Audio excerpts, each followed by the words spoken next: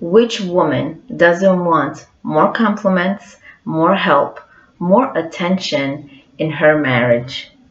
More gifts wouldn't hurt either.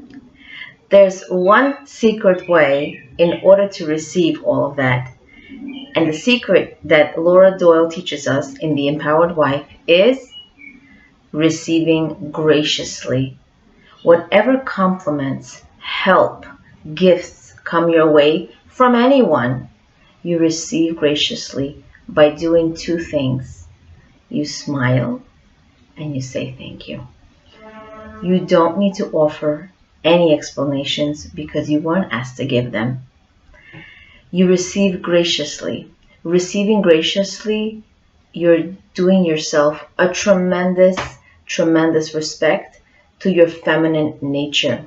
Even in the most physical, intimate way, a woman receives. She receives and she's cherished. She's wanted. She's precious. She's beloved to her husband. Now, if you want to give hints to your husband about what you truly want, there's a different way to do that.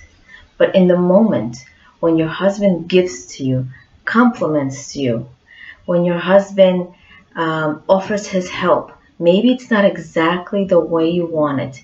Maybe he won't do the laundry the way you want it. Maybe he won't watch the kids the way you watch them, or make dinner the way you usually do, or buy that gift that you really want. You probably wouldn't even wear what he bought you or use what he bought you. It's not even your taste, but you receive it graciously. Why? Because you're showing your husband that you're cherished. You're showing him how to treat you. The way you act is, and the way you receive is giving a sublime message on how others are treating you or should treat you, and they should treat you with respect. When you receive graciously, you are giving many, many messages. You are more attractive. You're more confident. You're more cherished. You're giving your husband a chance to please you. It inspires your husband to cherish you. You create a better connection and you create better intimacy. You are showing that you are deserving. You are showing that you're good and you're valuable. And this in turn gives you more free time because you have more help and emotional support. Receiving graciously means you are not doing three things. You are not dismissing it. You are not joking about it. And you're not diverting attention. Let me give you an example. When your husband tells you, you look great, or your friend tells you, you look great, if you're dismissing it, what are you saying? You're saying, no, I gained 1 pound since last week. I don't look great in this outfit. You're joking about it. You're saying, you should have seen how many outfits I changed into this morning. You're dismissing it. And by diverting attention, you can say, well, why, look at you. You look fantastic. Is that a new haircut? You're changing the subject. You're diverting attention. So you don't want to do these three things. Dismiss the compliment, joke about it, or divert attention. When someone else makes an effort to do or say something for your enjoyment or to ease your responsibilities, you accept it graciously by smiling and saying thank you. Not receiving graciously or contradicting someone who gives you compliments is the same as putting yourself down. People love to give to good receivers. Think about it if you have children. Think about it if you have students. Think about it if you have a situation where you bought a gift for someone and they rejected it. And you spent time and effort buying it, looking for it. And they said, I don't really like it, or it's not really for me, it's not really my taste. You probably feel like a stone just sunk into the bottom part of your heart. You know, just you feel so heavy, you feel so unappreciated. We don't want to give to people who don't accept graciously. Receiving is such an important skill for intimacy. Why? The masculine nature wants to give, and the female nature wants to receive. Without someone to receive and appreciate his efforts, the masculine nature is not honored, and the husband feels that he has much less purpose in this marriage. This is a beautiful, beautiful fact. Married men make more money than single men. Many studies show, including a Virginia Commonwealth University study, found that married men earn 22% more than their similarly experienced but single colleagues. This shows us that married men are more ambitious, they're more inspired, and they're more purposeful. They have someone to please, their wives. You will never know how much more money, how much more they want to give you and please you if you receive graciously. You will never know how much your husband can give to you, how much he can please you if you don't receive graciously and appreciate his efforts. Now you rate yourself. Are you a good receiver? When someone tells you, I love your outfit, a weak receiver says, I got it on sale on Macy's. A strong, good receiver responds, thank you, with a smile. When someone says, I will buy you lunch today, maybe it's a friend, and you say, I want to pay my share, I want to pay my half. The good receiver says, thank you, with a smile. When your husband says, I'll do the laundry, and you say, don't worry about it, I got it, because you're afraid that he's going to wrinkle those polo shirts and then you'll have to iron them. And that's a weak receiver. A good receiver says, thank you, I really appreciate that. I really appreciate you lessening my load. Another example is if your husband says, you look beautiful. And a weak receiver would do the following. He should say, you're just saying that because you know I'm about to make dinner. Now, a strong receiver would do the following. He should say thank you with a smile. So, what if when the husband said, you look beautiful, this is a way for him to express something else? What if a husband and wife had tension between them? Maybe they had an argument.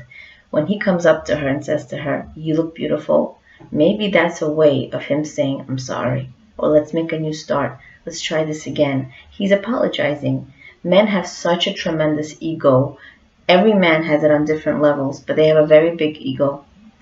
And so this is probably a little bit of a stepping stone for him, an opportunity for him to compliment you in order for him to create a new start, a better connection in a marriage. Now, what if somebody apologizes to you? That's also another way of receiving. When someone apologizes to you for what they have done, whether big or small, give them the space to apologize. Honor yourself by receiving it instead of dismissing it. Practice the skill of receiving will attract more gifts, compliments, help, and apologies. If you feel that you're uncomfortable receiving, this just means that you have to practice your tolerance for it. So I'll give you a personal example of mine. I was sitting outside in my backyard, and my husband soon came home with my baby. So I heard him say, oh, the baby got all dirty. He came out with the baby from the park. He must have fed her. So I was sitting outside, I was enjoying my ice cream, and I was almost done. And my instinctual thought and behavior would have been, get up and help him wash the baby. He was so nice, he took the baby out. I had time for myself, I was really enjoying the ice cream, and I felt a little bit uncomfortable. But then, because I learned this, I was practicing my tolerance for it. And I told myself, let him give to you. Let him give you the time to enjoy yourself. And I finished my ice cream, and he didn't even say anything. He just went to washroom. He wasn't expecting me to get up. He just said it. He saw that I was happy. He saw that I was enjoying myself, and he wanted to keep me happy. And he went to wash the baby himself. So that's an example. So why is receiving graciously so difficult for us?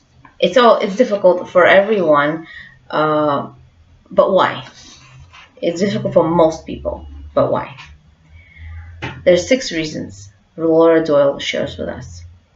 One of them is it can make you feel out of control. Because now that somebody complimented your dress, everybody's looking at you. You feel like you're in the spotlight. The second reason is it can make you feel arrogant. Now that somebody compliments you, your skills, you feel like, oh, I should be humble and I should be modest and I shouldn't say it all me. It's going to make me feel conceited. I personally also have had this difficulty. I still have this difficulty to a certain level. So people will compliment me and say, wow, you give such great lectures, you give such great advice, you have such wisdom, it's so wonderful. And I'd honestly feel uncomfortable because I'm getting all these compliments, and I don't want to. I know that it's a God-given talent. I know that it's a gift from Hashem, from God.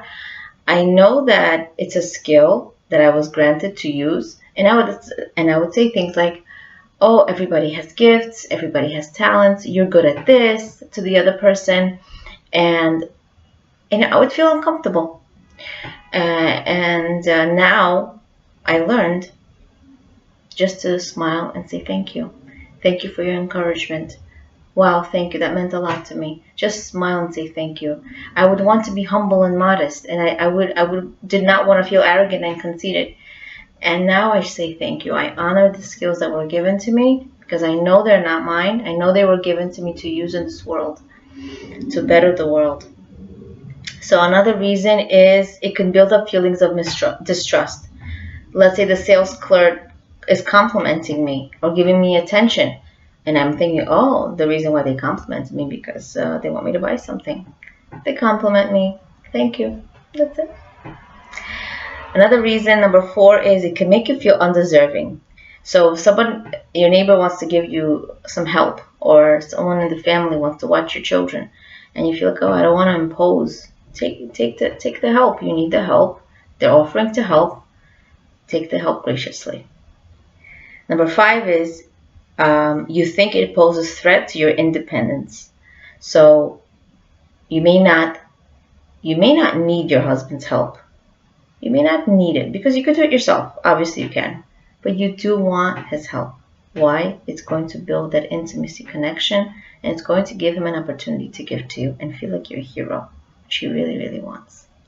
Number 6 is you have an agenda. So you have a plan for the day, or you have a plan for the evening, or you have a plan for the family, and it's just being ruined. Let's say your husband wants to take you out, and you have a tight budget. And you're saying, no, I don't want to go out tonight. We have a tight budget. Because you have to stick with your agenda. You have to stick with the fixed budget. But you're basically refusing and rejecting his gift of time with you. And you're rejecting him. And he feels that he can't give to you. So don't worry about the budget. Have a great time with your husband. Take advantage of this opportunity to connect.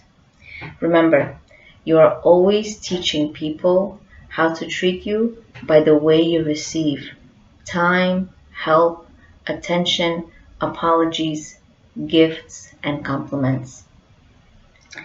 May we remember to receive graciously because we're honoring our femininity and giving our husbands the opportunity to honor their masculinity in order to create beautiful, intimate, connected marriages. Leah Abramov, Being and Becoming.